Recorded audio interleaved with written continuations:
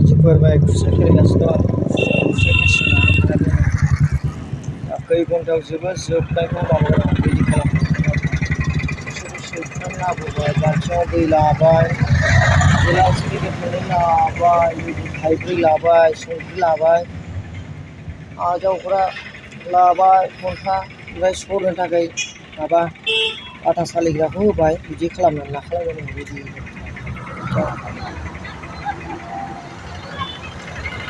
university बेयावनो दङ मेरला बे जायगायावनो दङ खुसेर फेरेदनो रेडि जानानै एकदम खुसेर फेरेदनो रेडि जानानै खुसेर फेरेदनो रेडि जानानै दङ एकदम दाखोरखौ बेयाव आरामसे डास्टबिनाव थ्रोब सोनानै दोनबाय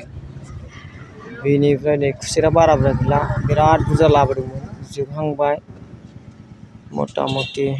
जोबहांगासिनो दं 2टा बा 2:30सोआव जोबहैनो हागौ बियो खुसेरा एकदम बड'लेण्ड इउनिभार्सिटि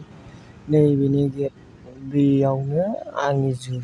जुस दखाना बेयावनो थाबाय थायो आरो रायजोफोर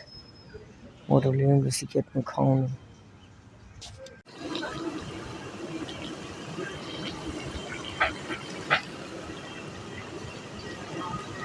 hey दावदैखौनो माबायदि एवदों आं नै निउ टेक्निशियान दावदैखौ माबायदि एवदों नै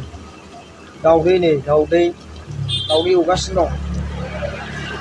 खुरैयाव थाव गैया सारायाव थाव दङ आलु सिङाव मोनदों बेयाव दावदै एवगासिनो दं डाबल नायनाय मोजां जादोंना गाज्रि जादों रायजोफोर दावदैया मोनबायानो नै एकदम बिजि जिबन सानाव खुसेर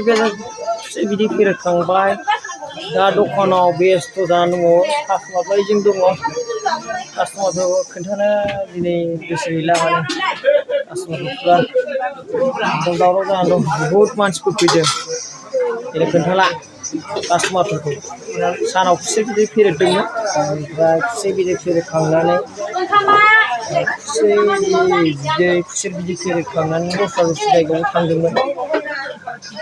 खोन्थानो गोसो गैला दा खुसेर बिदैया माने मथा मथि 600-700-800नि फाननाय जादों 800 मोजां दा परिबेसा लासै लासै गरम बारायलांनायजों माने बिजनेसा देरलांबाय थागोन आरो बेबायदि दिनैनि कन्टेन्टआ बिसिनिसै रायजोफोर